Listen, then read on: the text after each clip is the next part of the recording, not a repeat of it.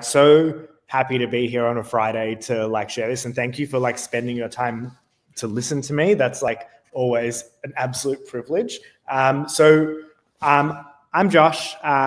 I've partnered with Megan and Aussie Founders Club really around like legal foundations.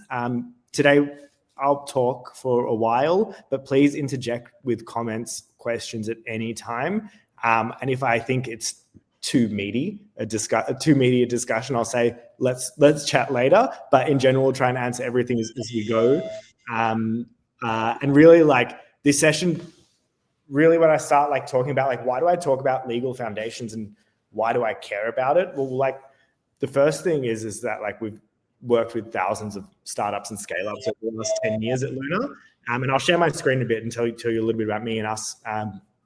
But we've seen like generally like startups make the same mistakes again and again and again. And the resource cost that it takes in terms of time or money or effort or emotion are not any things that you have in excess in the early stages of your business.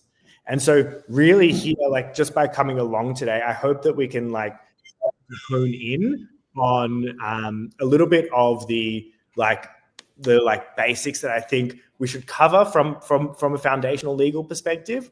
But of course, if you have questions that sit adjacent or outside, please just filter them through the chat as we go.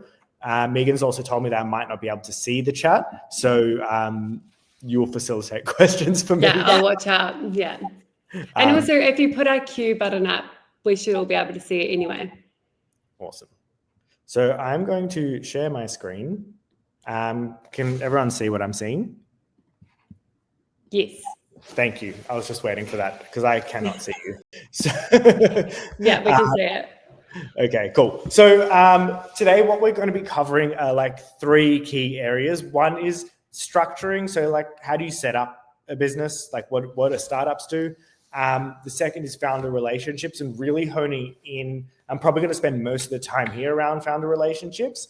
And then the third one is IP, and you can see I've made a complete error of number 3. So yeah, we're going to talk about IP at the very end. Who are we and like who am I? I started my career as a lawyer. I've been working at Luna for 8 years now, and everything that we do is centered around the startup ecosystem. We have 3 teams that are really focused on startups, scale-ups, and investors or ecosystem providers. We offer legal, accounting, and tax support.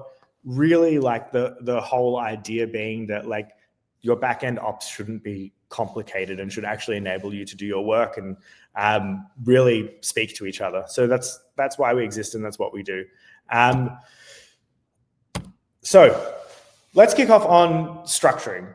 Structuring is one of the like easiest areas to face a lot of complexity. If you go to like a government business site and you ask how to set up your business, they offer you like 5 or 6 options and never give you any recommendations. So really, like for the vast majority of startups, what we see is them setting up PTY LTD companies or proprietary limited companies. So what proprietary limited companies are made up, they're separate legal entities, which means that in their own right, they can sue and be sued. And at a baseline, why set up a company v being a sole trader or a partnership? It's got to do with personal liability. So if something goes wrong, it's not going to be you that's personally responsible for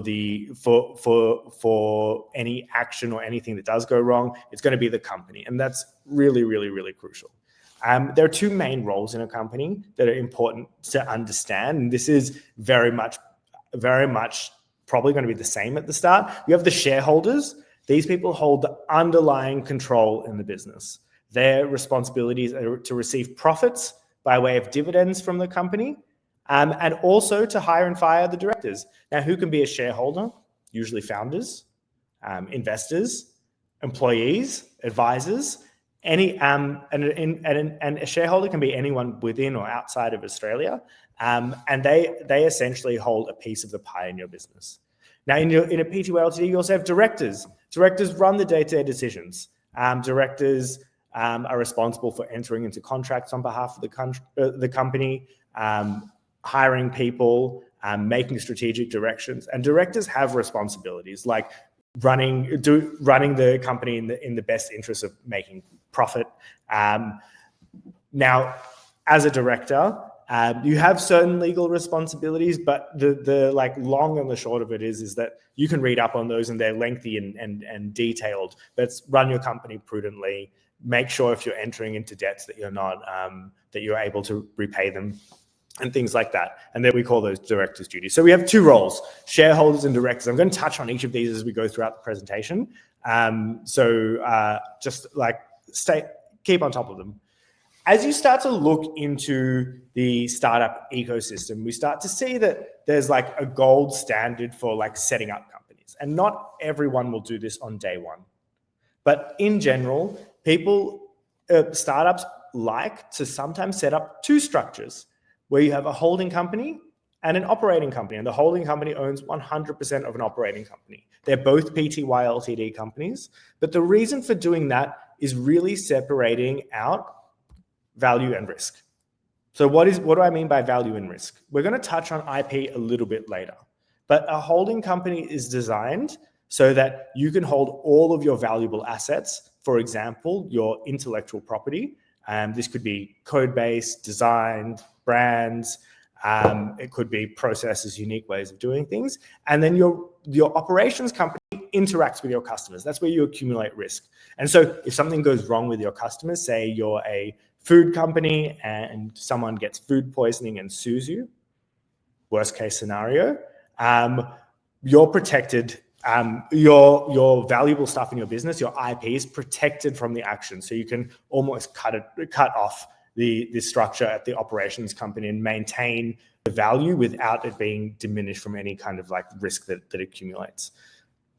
If you're not sure, just think about it in terms of value and risk. So if you set up a single company, you accumulate value and risk together. And sometimes different businesses might not accumulate that much risk when they're operating, and that's okay.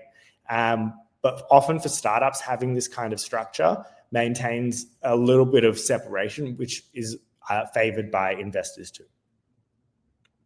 Now, as you probably saw on this, there's like two ways. There's like shareholders can be shares can be held by shareholders in different structures. And I think it's really important to think about these both.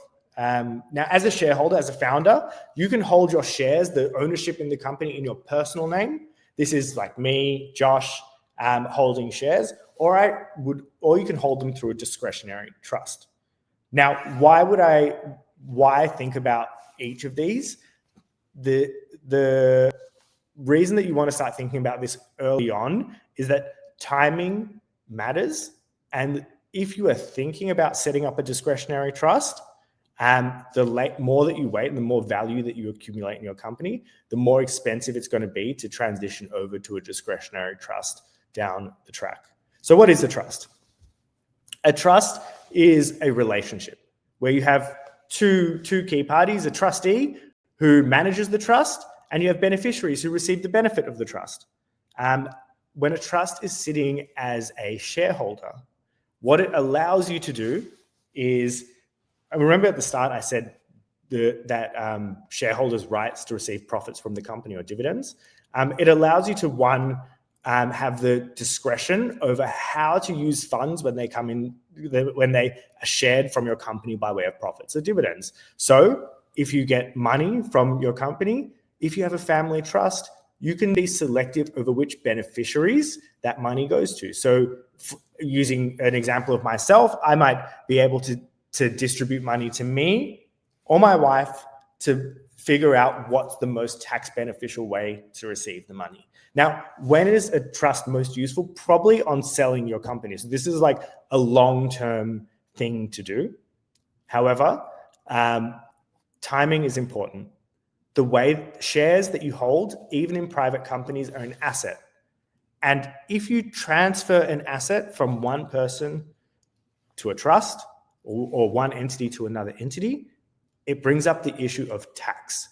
And so if you are set up as a company now and you hold your shares in your personal name, that's all okay. But if you do decide you want to transfer to a discretionary trust in the future, what you'll have to do is essentially transfer your shares, sell your shares at their market value to your trust. And that can sometimes accumulate a bit of tax. So timing is important. So setting up a trust early on means that we can reduce the tax liability or have no tax liability at all if you're doing it on day one, compared to doing it down the track. Say if your company's generating $1 million in revenue, and your company might be valued at $1 million. Now, there's another reason that holding shares via trust is really good, and it has to do with like separation of liability even further. So let's take the example: I am driving my car and I unfortunately hit a cyclist. The cyclist might say, Josh, I'm going to sue you for, the damage that you've caused me and my bike. Now, ordinarily, if I was holding shares in my personal name and I couldn't afford the liability that the suit brought, I would have to, my shares might be up for grabs, my shares in my company, which is the whole reason I'm building my startup. When you set up a family trust, the shares are held separately from you personally. So any liability that you accumulate personally will not impact the holding of your shares. So 2 reasons: tax benefits to like think about how you're going to use funding, but also asset protection, which is really important. And for that reason, they're also called family trusts.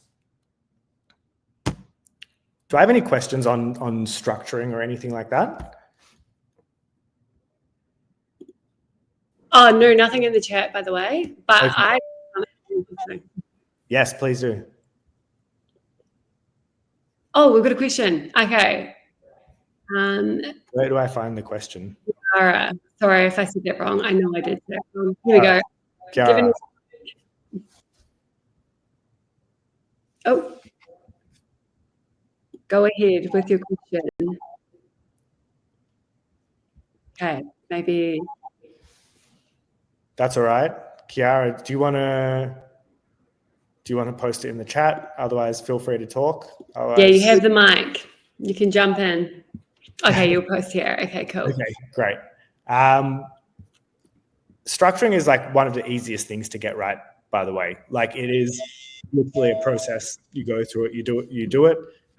You can do it yourself. You can get lawyers to do it. You can get accountants to do it. It's pretty easy, and there's a lot of like really easy ways to do it. So if you're thinking on a practical level, can I set up a company or a trust by myself? The answer is often yes. But like, what I would watch out for is just like the terms of different trusts can be a little bit different. So make sure you're getting it from like a reputable source at the very least. Okay. We still are waiting for Kiara's question, but Owen has said, is this the kind of structure I should use to preserve ownership of IP where I'm inviting others to partner on the operational side? Great. So Owen, I'm taking your question as that you're entering into like a commercial agreement with somebody for your business. In general, yes, in some ways. And like one of the key things here is that like, and we'll get into it later, but like IP has to be transferred in order to be owned by your company. So long as it's transferred into your company, then your company will be the owner. And to preserve your ownership of IP has really got to do with the agreements that you reach with those partners. So have you assigned rights to the IP in those? Oh, we've got a few questions. Andrew has said, is it imperative to establish the structures at the initial stage of the company development, or could it be done retrospectively? Great question. We also have a question from Sophia on like cost and when it's a good time to consider. So I'll answer those both at once.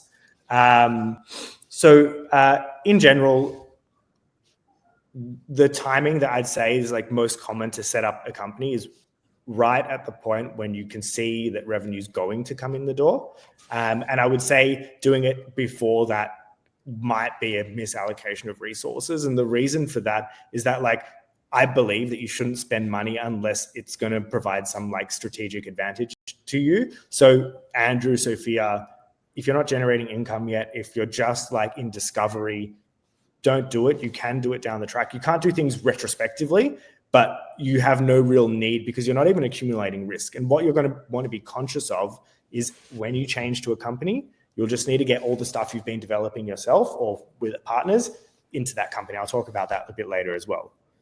And all the fees, like you get like a yearly renewal fee. You have to go submit through an accountant as well, your NBA financials. Okay, Kira's actually popped a question in. Her business is already structured as a trust, but not under a company. It's actually under a sole trader. Will the cyclist be able to sue me as a sole trader? So as a sole trader, you're operating as yourself. And so like, without knowing too many of the details around your business, just at a high level, like sole trader is personal, which means that you accumulate full personal liability for your business operations or your personal operations.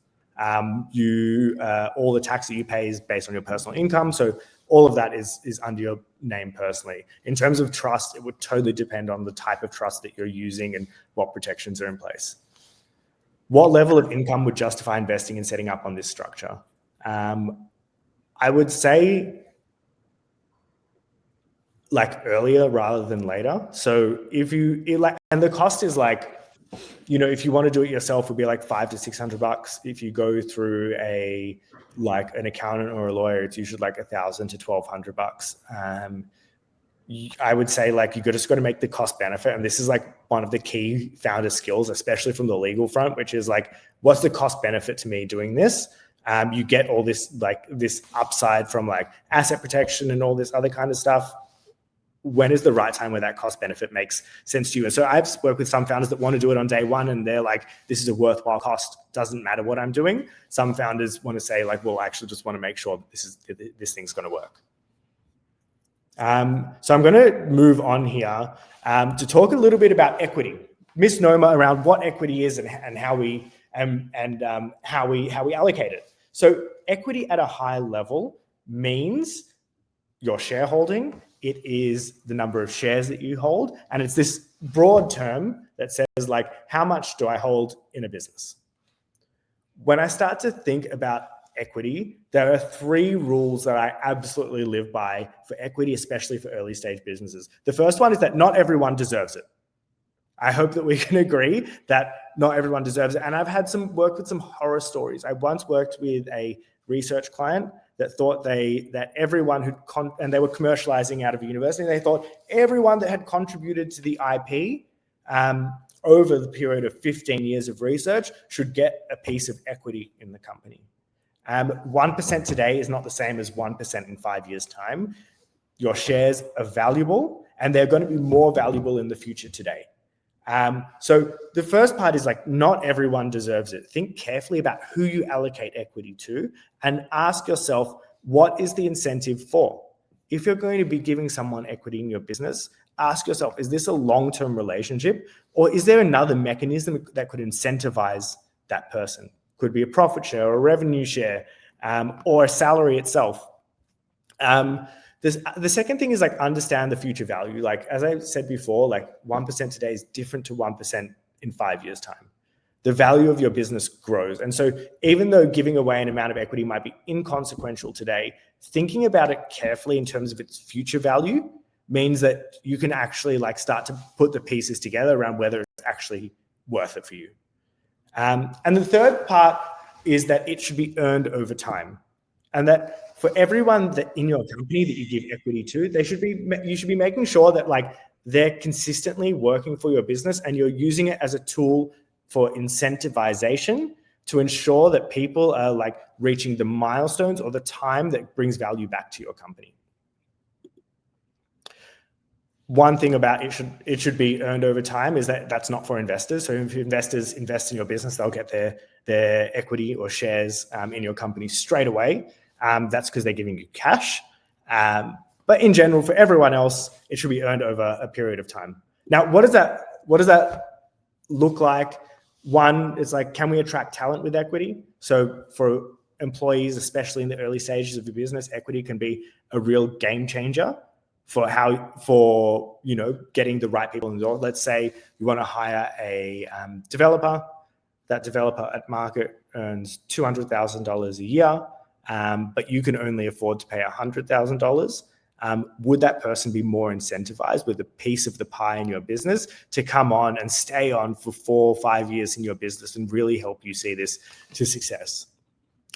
Remember that skin in the game is a great way to build the future value of your business. So, we all hear about people holding shares in Canva and these large scale-ups and getting a huge payout at the end of the day once the company is sold. This is hugely incentivizing to people too. So giving them skin in the game allows them to be more bought into your company mission, vision, and values. And it incentivizes retention, because if someone's making the decisions like, do I stay here 3 years or 5 years until I get all my equity?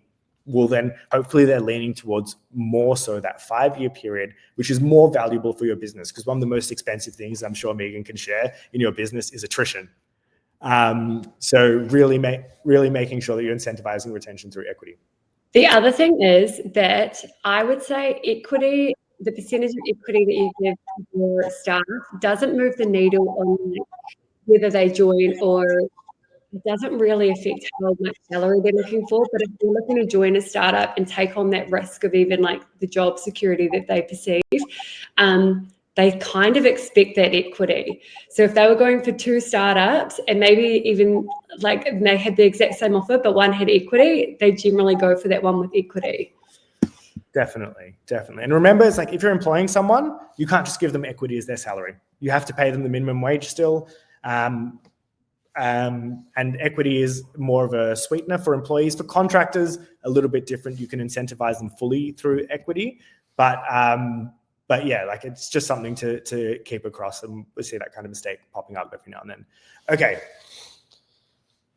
I'm going to talk a little bit about understanding equity. Is like equity should vest, which means that you should earn it over time. I'm going to talk a bit about that. It should be subject to buyback, and equity holders should have clear position descriptions and regular performance reviews. I'm going to talk about that in relation to founders, so just keep that in mind right now. But how much do I give away? There's no clear answer to this. Let's start on the easier ones, which is key team members and advisors. Typical ranges for key team members, 1 to 15%. Ask yourself, how critical is this person? How long are they going to be staying in my business? If I only expect them to perform really well for 1 year, is it worth giving equity at all? So really thinking about like the percentage that you're giving as the criticalness of that person. The second part is advisors. Advisors are normally much shorter term in your business, and so the equity offering is proportionate. So just making sure that like for advisors and key team members that the equity stake that you're giving away is reasonable. Now for founders, this is the much trickier part. And actually Megan and I had a panel at some point last year to just talk about how do we sort out this equity situation for founders? Because how do we split equity? If I've been in the business longer, I've been in the business shorter, the answer is that there's no one right answer. And this is much more a people problem than a technical problem, but there are different ways to solve it. In general, there are like 3 broad things to do. Is like you can have an even split, you can have an uneven split, you can value your contributions, or you can use the method called slicing pie. Each of those are really great options to pursue, but in general, I'd say for founding teams, ask yourself the first question, which is like, is this person a key team member or a founder? Will I see them as a mutual business partner in running and growing this venture, or do I think that they're just going to, or do I think that they're just here for as an employee and I want to like direct the operations? Jana's asked, when do you offer 15% to a team member? Can I give an example? I would say it is very rare to offer 15% to a single team member unless they're coming on in a senior position more akin to a co-founder. I've got it there for posterity, but I would say in general, they're usually awards for key team members are under 10%. So someone can come in purely for equity as long as it's a contractor arrangement and not an employment arrangement. So what do I mean by that? Employment means that you're paying their super, they have regular and set hours, that that you're paying taxes on their income, and that you control the way they work and give them all their equipment. Contractors, on the other hand, can choose their hours of work, might work on a project basis, pay their own taxes and super and things like that. So if you're paying someone as a contractor under an ABN, yes. If you're employing someone, then you need to pay the minimum wage. So I want to move on because I realize I've been blabbering for a whole bunch of time on structuring, and I want to get to the real meat of today, which is like founder relationships, which is, we understand that we can split equity between founders. We can do it evenly. We might do it unevenly. We might use a method like slicing pie, which looks at every single little contribution that someone does over 5 years.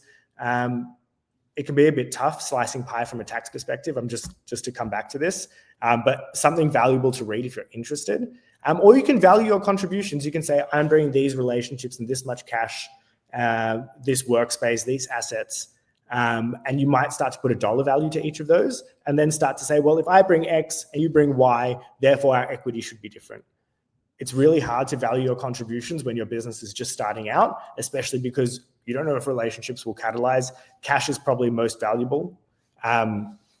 So really thinking here about, and in my opinion, the best thing to do is like face this as like a people challenge, have a discussion, see what's fair and equitable, because ultimately if someone comes to the table as a founder, but they feel like they haven't gotten their fair share, then it's going to be an ongoing point of contention for as long as you build your business. And a business, if you believe that your business is going to be more valuable with that person, it's important to reach something that both parties are really happy with. So, founder relationships. 60% of startups that fail because of irreconcilable differences in the founding teams. This is a crazy stat, right? Where it's like, we can have a good product, we can be in market, everything can be going well, but if our founder relationship doesn't work, it's probably going to be one of the leading causes of our startup not working out at all. And so I think that, like, if this is the case, 60% that fail because of the founder relationships, like, surely we should spend some time thinking about it and talking about it. Janet asked, are there any guides to help us through these initial discussions? I'm glad you asked. After this session, I'll share a resource, which is just like preliminary questions around founders agreements that will help guide you on really like, what are we each doing in this business? How does it work together? And help us have a discussion over what each of us are doing so that we can decide on what's fair and what's not fair. Cool. So how do we deal with founder relationship issues? We have shareholders agreements or founder agreements, and we have our day-to-day ops. The first thing I'm going to touch on is shareholders agreements. Shareholders agreements are the core documents that exist, remember, between the shareholders, the people who hold underlying control in the business. This is where you set up your founder relationship from a legal perspective. And you talk to things like vesting, the right to earn shares over time.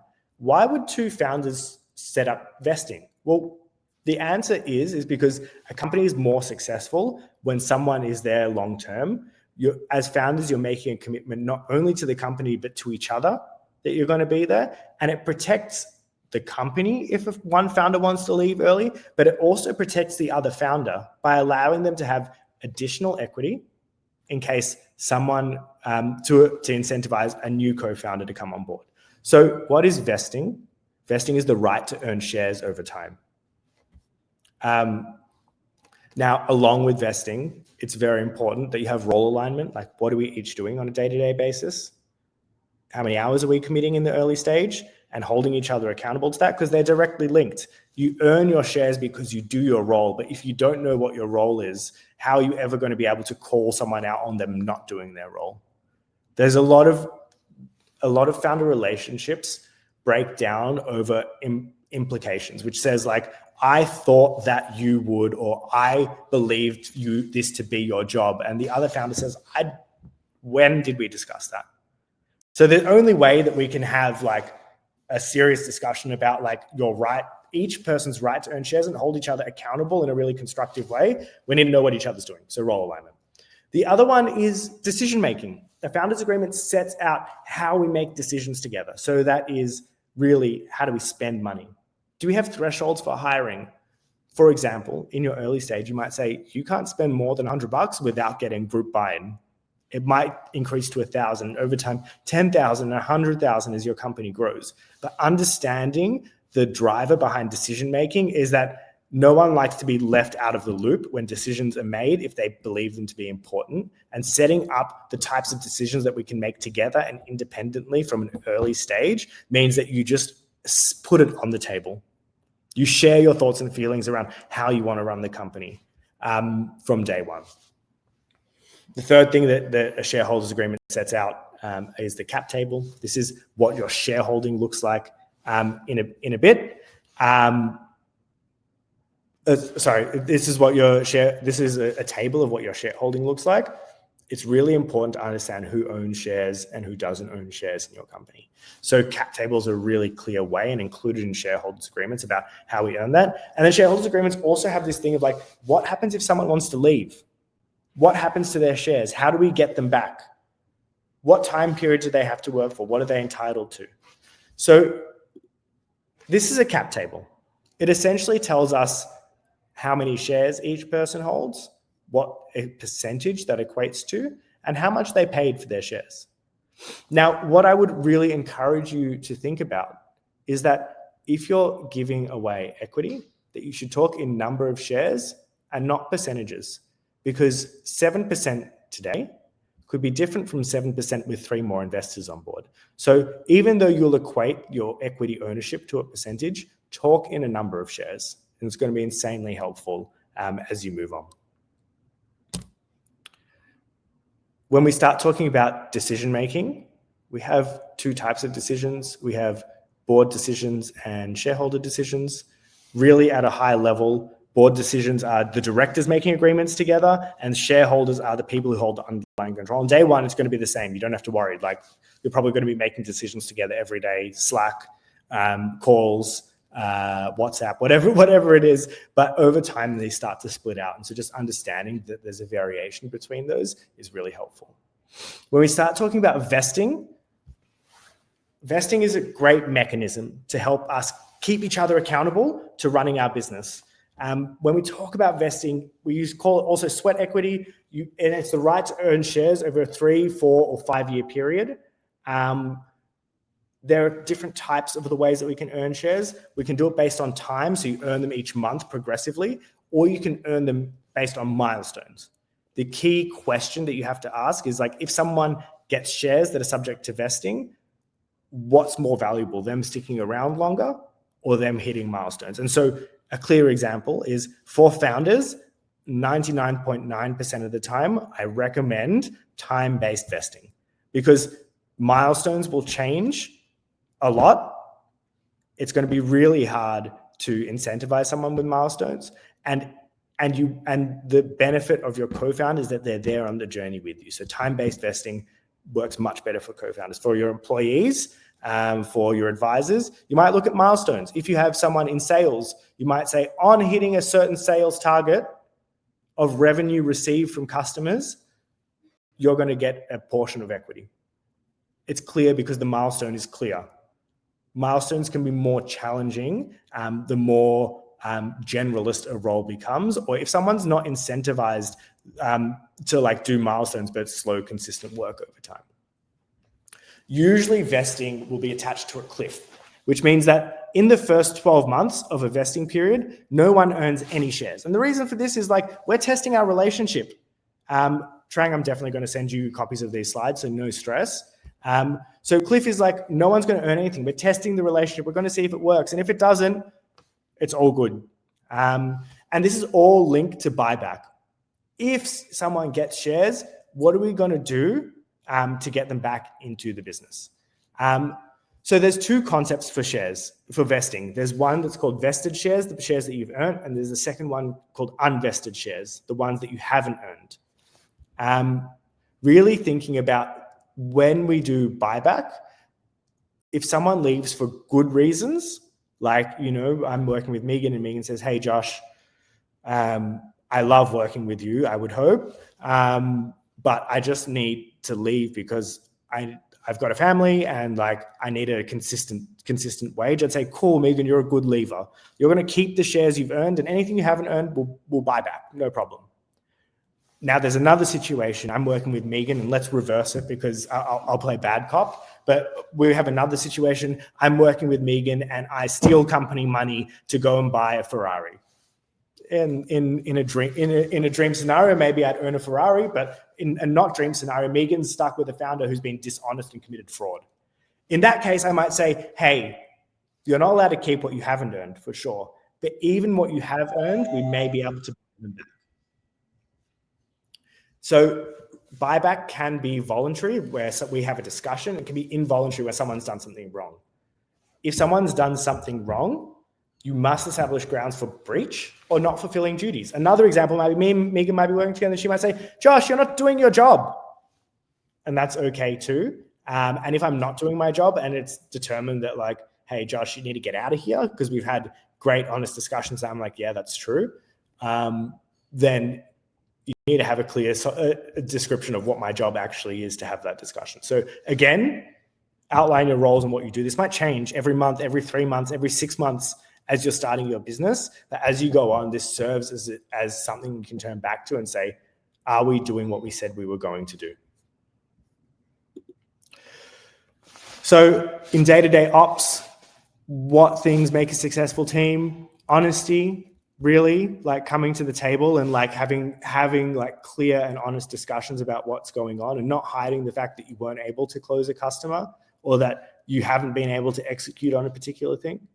The second thing is shared vision and values. And this year alone, I've worked through at least 5 co-founder breakups, and it's for no other reason than their vision and values has become totally different over time. And that's okay, but having a check-in on like what are our shared vision and values and are these still aligned is absolutely essential. And all of those, fortunately, I can say have been amicable. They've said, come to the table and they said, we don't have shared vision and values because we've spoken about it. And I think that's the best example of a co-founder breakup. So have those discussions. And consistent and regular check-ins. Running a business is busy. It's hard. It can be easy with your co-founders to just not talk. Have scheduled time in because it adds strategic and also relational value to running your business. Have clear decision-making and roles, as I said before. And I just share this here because it's something that can be helpful for a lot of early stage founders, is that we don't have to agree on everything, right? We talk about decision-making roles. We don't have to agree on everything, but sometimes there are decisions that we can't predict. And so I've shared this framework here of like, how can we think about decision-making as a founding team that's going to help us move forward? And so what I've got here is like a familiarity with a decision or problem and the consequence of getting it wrong. So if there's, if you've got high familiarity with the problem, but there's low consequences of getting it wrong, make the decision and tell the founding team about it later. If the consequences of getting it wrong, I've got low and high completely wrong here, which is why I'm stuttering as I transition to the new branding in our slides. But if you've got a decision that the consequences of getting it wrong are really high and your familiarity is really poor, make the decision collectively. And it's just an easy framework to use for like just moving through decision making in a non-confrontational way. Cool. So my recommendation for founders: have a discussion about both day-to-day and legal matters. Get something writing in place. You may not chat to a lawyer because you're like, it's expensive. Da da da da da. Like, I think that it's better to have something written and physically signed than it to be legal and then having nothing at all. So please get it in writing. And remember that having a discussion, even though these topics might feel hard, strengthens your relationship as you start to grow.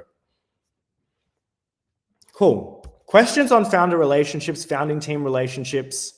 Is there anything that is a burning question that anyone wants to know?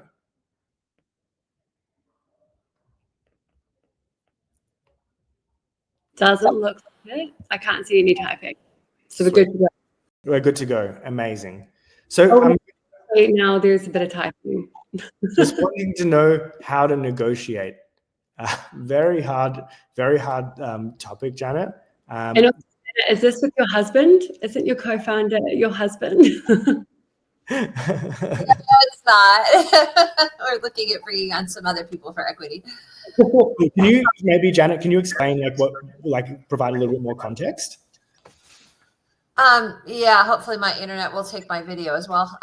Yeah, first time founders, and we have somebody that's coming in to do the development, and he's really excited about what we're doing and has said that he's willing to develop it for free for partial revenue or for equity.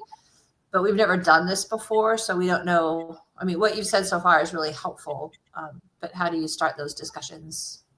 Yeah, I would sit down and say and I would sit down and ask what is the outcome of his development work and what's more valuable to you. So revenue sharing, I'd see as short-term incentive, where you say you're going to do something, we're going to get it to market and we're going to sell it, and we're going to revenue share.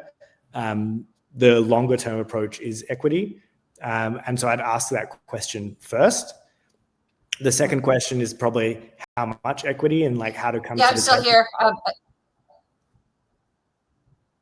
Okay, great. That's the discussion. I don't know what's reasonable and what's not. And so I think with understanding how much equity to give away, we got to really think about, is this person providing a service, or is this person a co-founder? In the event that they're providing a service, it should probably be under 10%. If they're a co-founder, you might explore higher amounts. Okay. We have a question from Andrew. Is there an optimal number of founders? Too many cooks? Very difficult to answer, I know, but I'd say the vast majority of founding teams are between 1 and 3 people. Occasionally, I've seen 4 and 5 people teams work, but more rarely. So I'd say 1 and 3 is probably the sweet spot, just based on the data. Yana asked, when creating an ESOP, employee share option plan, do we need to have individual contracts or agreements signed with each employee, or issuing through a platform like Cake is sufficient from a legal perspective? No. So issuing through a platform like Cake or any other provider is really just a platform for you to manage how you give shares. But if you want to give shares through an ESOP, which we're not covering today, and happy to talk after the session about what an ESOP is and how do we do it, you need a few things. First, you need the plan documents all set up, signed, approved by your board, and actually actioned in your company. And the second part is that person should be under some kind of employment arrangement. So there's 2 elements. One, you need to make sure that the ESOP is set up from a legal document perspective. And the second is that person needs to be under employment or contractor arrangement, and it should be signed. But your employment or contractor arrangement doesn't have to stipulate the number of shares. That is through your ESOP documentation. We have a question. Are fixed equity convertible notes common? Do you recommend more than shares? So convertible notes or equity, convertible notes or safes are future rights to shares for investors. What it essentially means is that an investor will come on and give you cash early, and you sign a very simple document that says, we're not going to value the company now, but we're going to give you shares at a later point in time when we do a formal raise. Why would an investor come on for a convertible note or a safe? Really because they get an advantage by coming on early, by getting more shares at the next round based on a set rate. So this might be called a discount. Now, sometimes there are notes or safes that are fixed, and some that will change based on your raise, change the amount that an investor gets based on the amount that you raise. Fixed equity convertible notes are fairly common, to answer your question in a long-winded way, but by far it's more common for them not to have fixed equity entitlements. If a company is pre-revenue, a safe note's the best way to go. 100% yes. Because at a pre-revenue stage, one, the cost of doing a full legal process to do an equity investment is $5 to $10K. It's pretty expensive for a pre-revenue raise. Second is that it's incredibly hard to value your company. So you kick the can down the road on valuation. So if you're pre-revenue, I'd say the vast majority are via safes, and the vast majority of first round capital are from family and friends. Now I've got one last section to cover off, which I will do very quickly before we wrap up, which is all about IP. And this is, for a startup, we don't have our assets in property, in physical things. Most of the stuff is intangible. It's technology or copy or processes or ways of doing things. And so IP, or intellectual property, is essential to understand because it builds the value in your business. So what is IP? The legal definition is that IP is something you create as a result of intellectual activity. Bad, doesn't help us. I know that, so I've provided some examples.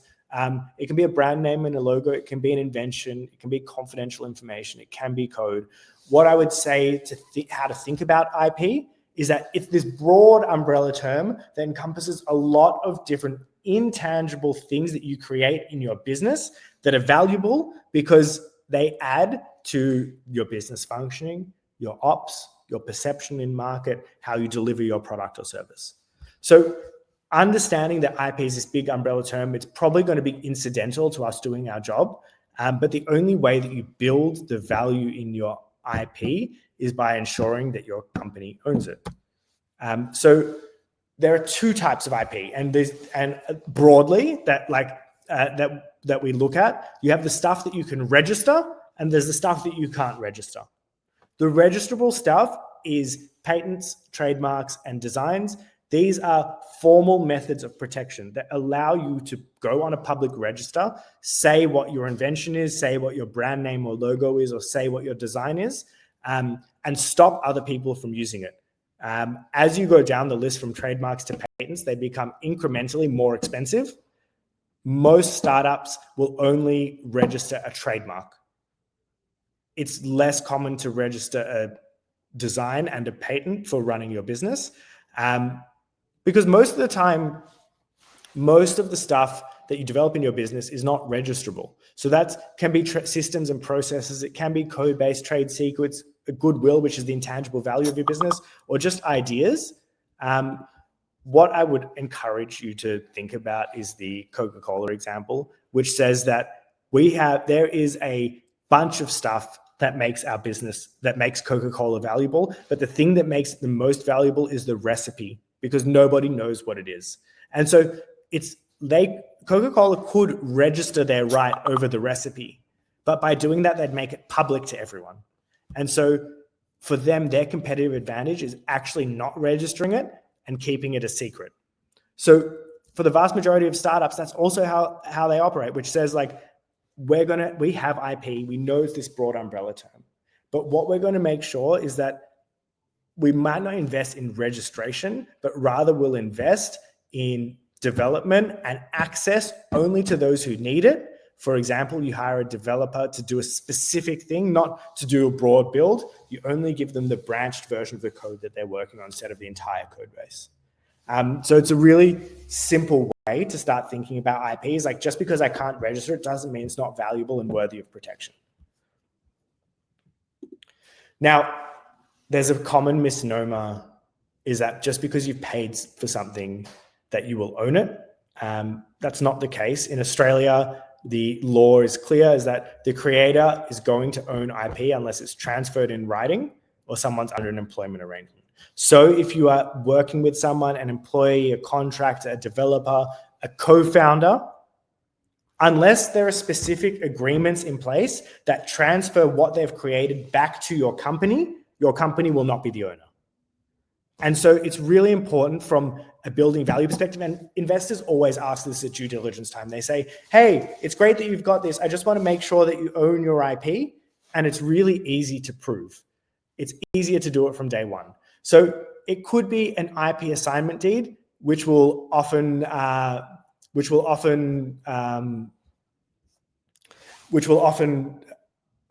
transfer all IP that's been created in the past. It could be a contractor's agreement or an employment agreement, which will mean that anything that person does for you now into the future. Sometimes you might be commercializing IP, and there might be some kind of licensing agreement in place, and the most common use case is a university spin-out, but having an exclusive license over using it, so there's not going to be competition. So you can have an exclusive license, you can have a contractor's agreement, you can have employment agreement set up, and if anything that's done in the past, an IP assignment deed will do anything that's done from today and before, and employment contractor's license are from today into the future. So it's just an easy way to think about it. Lisa? Yep, you're all over it. I was going to say, did you see a question? But you've got it. I've got it. If I have written an IP agreement myself and the developer has signed it, is that enough? I would say these docs are easy and cheap to get, and get them like legally sound. there are so many parts of IP that are confusing and complex. For example, there's a concept called moral rights, which says that like everyone who creates something has the right to have their authorship on it, which means that if the developer hasn't assigned their moral rights, they can come to you and say, you need to put my name on the product I developed, even though I'm not engaged in your company anymore. Now, a good IP assignment will make sure that moral rights are assigned, but a poor one won't. And in the case when you need it, which is like investment or dispute, it won't be enough. So I think that they're cheap things to do to get right. But the best thing to do if you have a developer is sign a contractor's agreement.